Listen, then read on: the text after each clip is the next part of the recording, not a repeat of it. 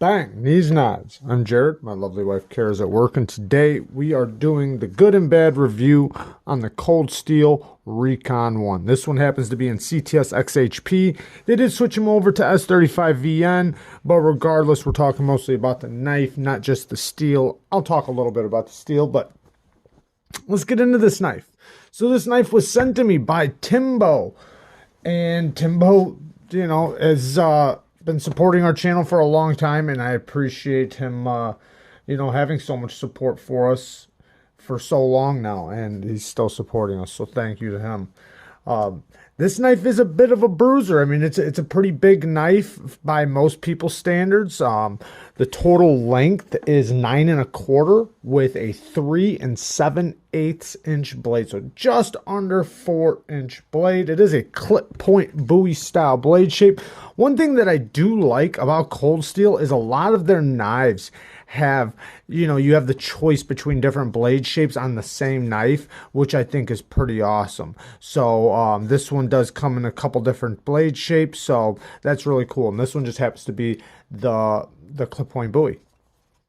So this one is a flat ground blade, which has a coating on it, as you can see, and the coating seems to be holding up really good. It is a polished coating, you kind of see me right there. And I did use it. I didn't sharpen it because I just still pretty decent on it. I'll hone it and strop it back, obviously, before I send it back. But yeah, and CTS XHP is a great steel. I wish they wouldn't have switched over to S35VN, but they did. Regardless, the coating is pretty durable. Eventually it's going to scratch up, and I did notice that tape, really got stuck to it, and it was kind of I'm not gonna say hard, but I did have to really clean the blade off after use because it seemed like it really attracted the tape. But since it has kind of a slick finish, that helps it slide through still, so you're not getting much resistance when cutting with it. But once the stickiness gets on there, then you're gonna get a lot of resistance. So the blade, though, it's not overly thick or anything, especially for this size. So I think the thickness of the blade is great. Behind the edge thickness is 25 thousandths on this one after being sharpened, but because it has been sharpened before, I can tell that. But it's not horrible blade geometry because the blade is so thin, but it could have been better. But regardless, it's not that bad. They did put a little sharpening choil on there.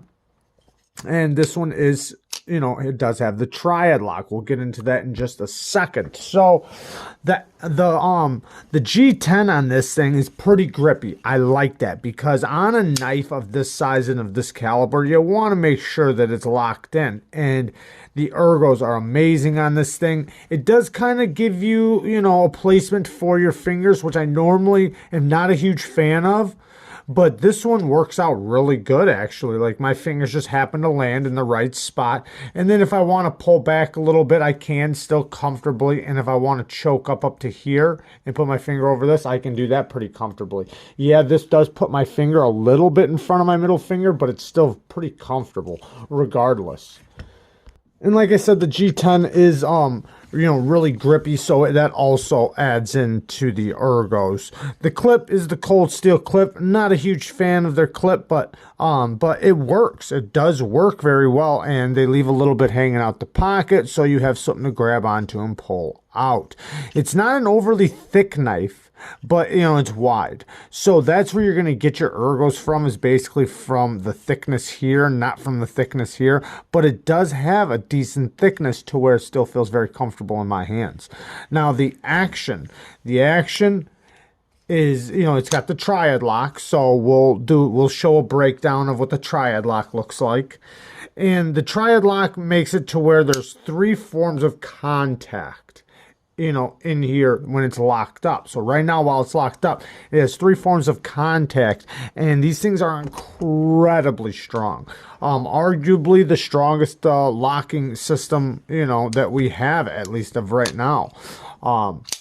And Yeah, the action's pretty good on this thing. You do have to get over this hump, so you want to make sure you spring it kind of straight up, but also at an angle to kind of, you know, get over that hump. But you can, obviously, since I'm doing it, deploy it one-handed with no wrist.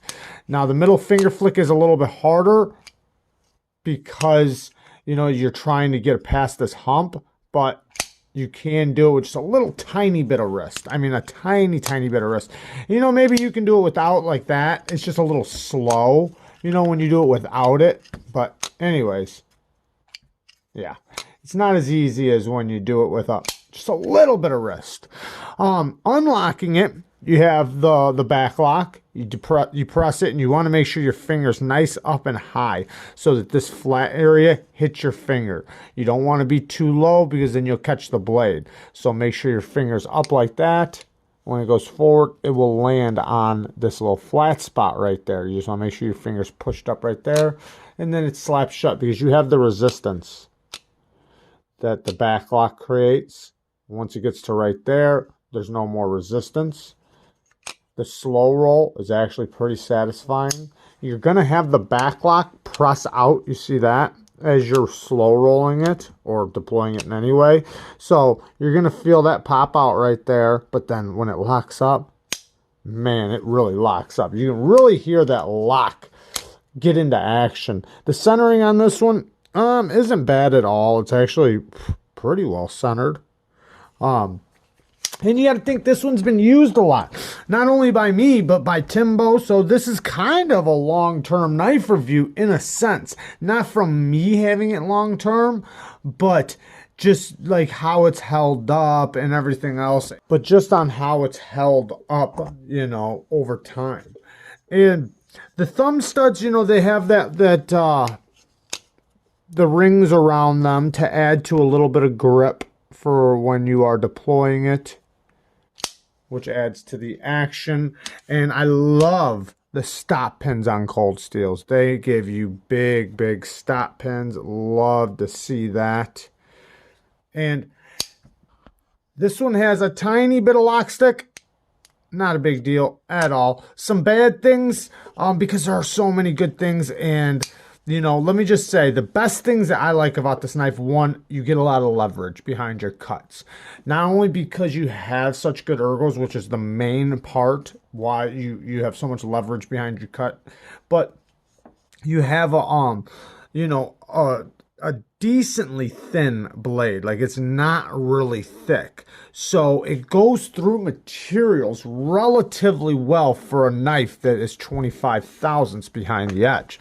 Then coupled with, you know, the ergos you have and the reach you have with the blade length, you really get some power behind your cuts. And then when you do a push cut, like I said, you get up nice and close to the blade, right behind the edge.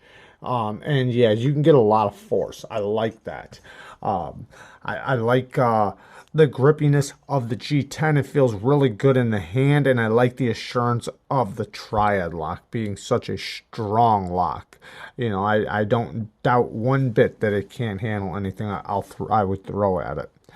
Now, the things I don't like that they use T6s down here. Now, they have a nice big hardware up there, but down here they got the little hardware, and now that doesn't work out very well if you're going to continuously take your knife apart and clean it up, which you're going to have to do, especially if you're going to hard use a knife.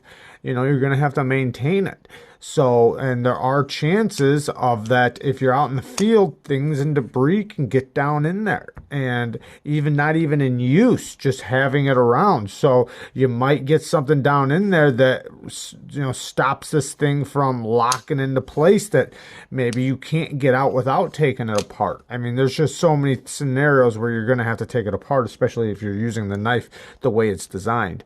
And having T6s there, they could possibly strip. So it'd been nice if those were T8s at least, at the very least. Another thing, this back lock, you know, it works very well. I always prefer a little chamfer or a little dent in the back lock to where it's more comfortable to press. And they just have the straight bar or whatever, which, this one's not overly tensioned, but it's also broken in. So since this one's been used a lot, it's possibly a lot softer than it was from the beginning.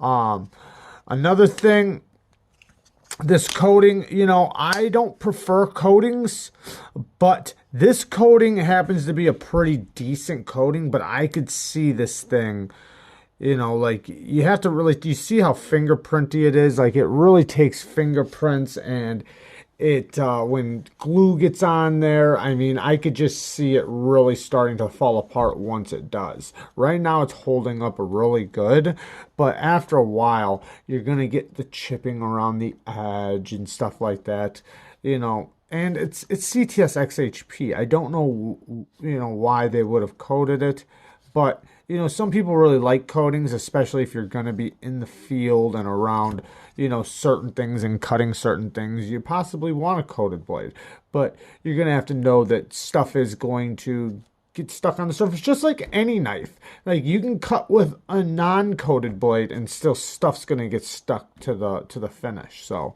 regardless, and it's not that I hate coatings. I'm okay with some coatings, and this one's not bad at all. The clip, I don't like that it says cold steel on it. I don't really mind the printing that they have on there. I think it looks a little gas station-y, the Recon one. And I like the name, but I'm not a big fan of lots of billboarding, but I especially don't like to see it on the clip.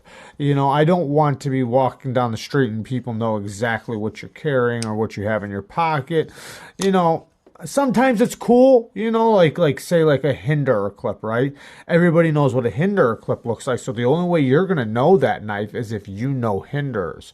But somebody could call this out by standing in the same elevator with you and just read it on your on your belt or on your pant loop.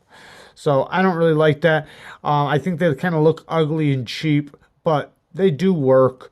The finish on here, it is a little rough for getting in the pocket and out of the pocket. It can chew up some pants. I didn't really have too big of a problem, but I could see if I carried it months on end, my pockets would start getting tore up. So that's a time when you might want to take this off and just sand it down a little bit and make it, a lot of people do that with their cold steel. So, it is what it is. But I mean, other than it chewing up your pants because of the G10, then I like. So, I don't know. I almost prefer the coating over, or the texture over the clip. But it's not that bad of a clip. And, and I like that that it's got 3 screws in it, so you're not going to have to worry about it wobbling or coming loose, most likely. But there's so many things to like about these knives. These knives are just badass. Like I said, cutting with it was awesome. I did like cutting with it. The only thing was I noticed like the blade got overly covered in tape.